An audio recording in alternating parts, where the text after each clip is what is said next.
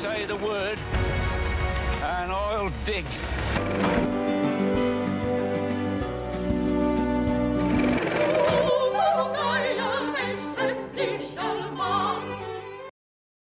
Hello, and thanks for joining us for our weekly film show. We're joined by our film critic, Lisa Nesselson. Hello, Lisa.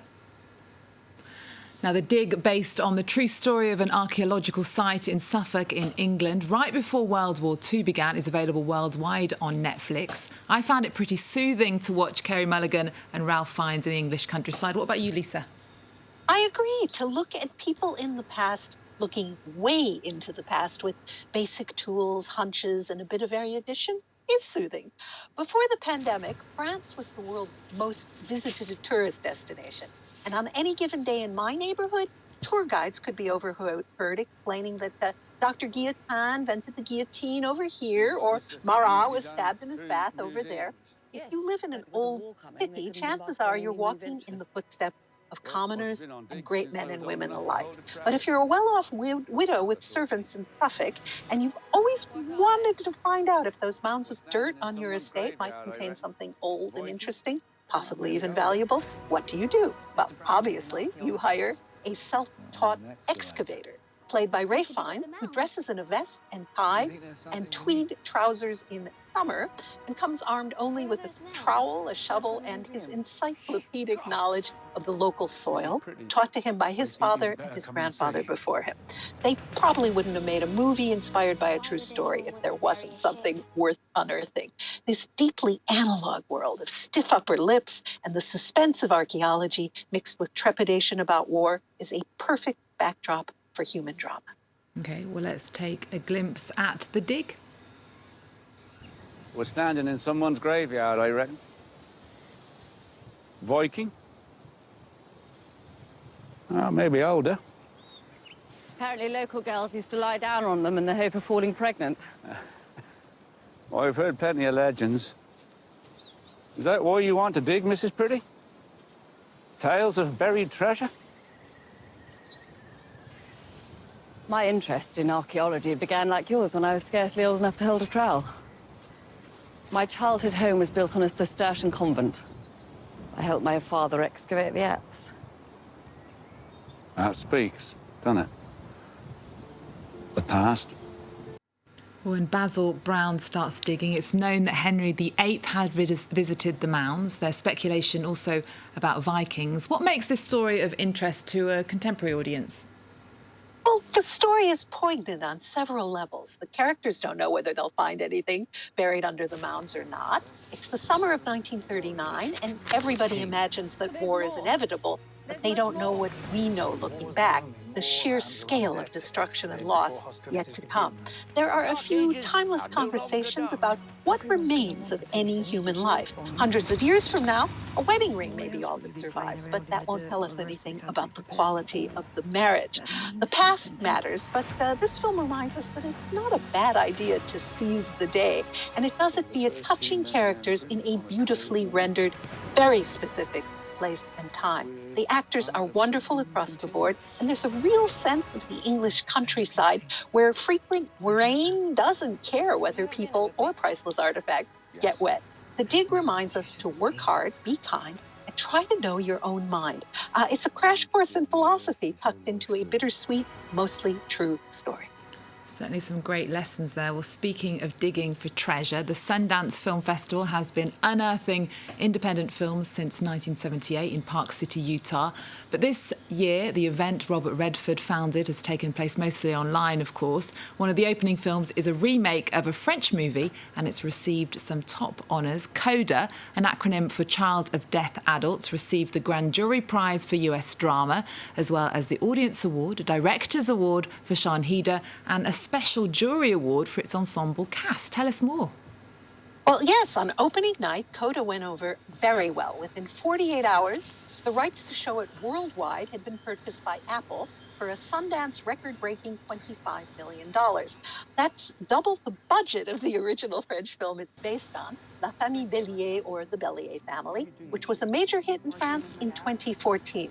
Now, I haven't seen the new film, but the title family in the original, mom, dad, brother, sister, are all deaf except for the teenage girl.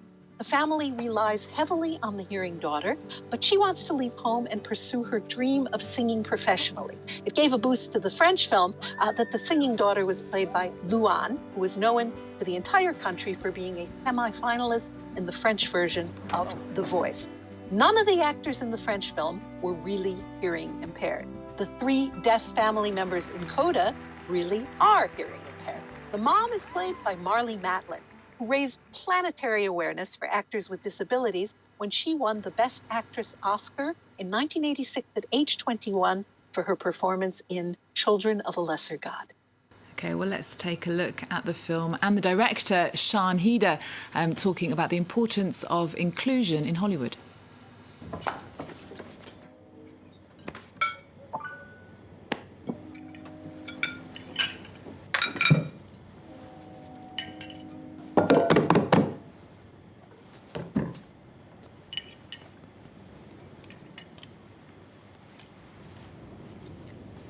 One out of 4 Americans has some sort of disability, and on screen, I think the percentage is 1.5% of roles are someone with a disability. So even looking at those numbers, like, it's just not reflecting the population. So I think the more awareness people have in writers' rooms, you know, directors, creators start to like open up their minds and understand that inclusion really means other things. You know, in the silent era, deaf moviegoers had an amusing advantage if they could read lips. There are reports of deaf viewers laughing because the words on the screen might say, "I love you and I can't live without you." But the actor was really filmed saying, "Can we get this over with? I'm starving." Okay, well, CODA is, of course, showing at the Sundance Film Festival, which has become synonymous with exciting new movies. Well, this is a lesson in the power of branding. Few people remember that until 1991, this event was called the U.S. Film Festival, or that for the first few years it was held in summer, not winter. Of the 72 films showing in Sundance this year, 38 are by first-time directors. Even without the immediate reaction of audiences as a guide, there have been a lot of very positive reviews of certain films in this year's lineup, and a lot of business involving dollar signs. From the topics and the reviews, titles I'm eager to see include 2 documentaries. Summer of Soul, or When the Revolution Could Not Be Televised, about the so-called Black Woodstock, footage of which went unexamined for 50 years until now, and In the Same Breath, which compares how China and the U.S. handled communication about the outbreak and spread of COVID-19. And of course, this time of year is film festival time, with movie lovers usually flocking to Sundance and Berlin. Some have cancelled, others have decided to plough ahead with online offerings. Peter O'Brien has more. Without the thousands of film fans that usually descend on the small, snowy town of Gérardmer, the local economy has suffered. But the organisers of the festival that usually takes place there refuse to let it stop them. It's important to keep existing, to keep culture alive during COVID. Thanks to his aunt's large TV, Anzo can watch the festival's wealth of horror films from her home in the suburbs of Paris, instead of in the Alps.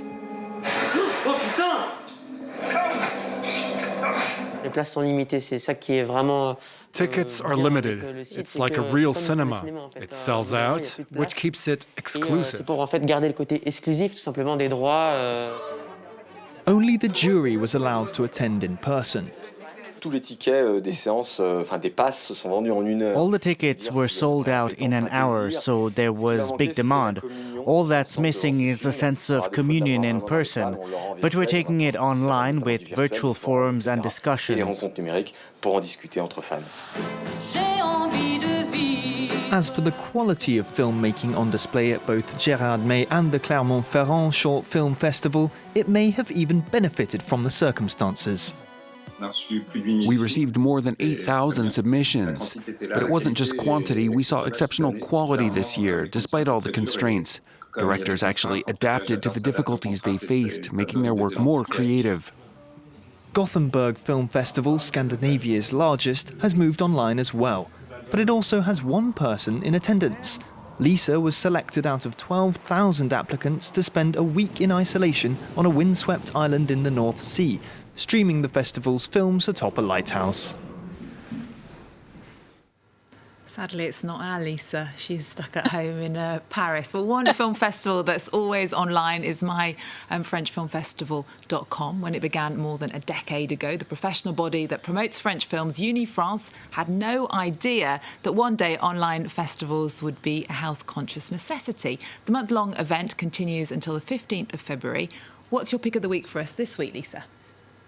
Camille. It's the retelling with actors of the life of Camille Lepage, a young idealistic photojournalist who went to the Central African Republic to cover the civil war there. Nina Maurice, who bears a strong resemblance to the real Camille, gives an incredibly convincing performance as a dedicated young woman genuinely invested in the plight of the Africans she meets and photographs. She could enjoy a comfortable life in France, but is drawn to something inherently dangerous because she wants to inform the outside world. Her altruism runs up against hardcore male war reporters and spectacular, almost incomprehensible violence, as she remains intent on capturing the humanity in desperate situations. OK, Lisa, that's all we've got time for today. Thank you so much for joining us. We're going to leave you with a taster of Camille. Remember our website. We're also on Twitter, Facebook and Instagram. There's more news coming up on France 24 after this. Camille, t'es une grande photographe. Il faut te protéger maintenant. T'es venu faire quoi ici? Je cherchais un ami qui s'appelle Cyril. Oh, madame, tu te fous de moi? Non, non, je voulais pas vous dire. T'es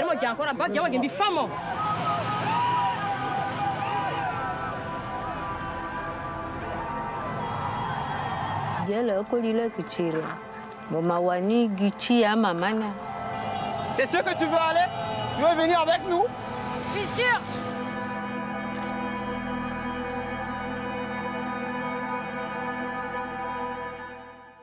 Thanks very much for staying with us. Time now for Eye on Africa with me, Georgia Calvin-Smith. Reporting from across West Africa. All the latest in politics, economics and the arts in Africa on France 24.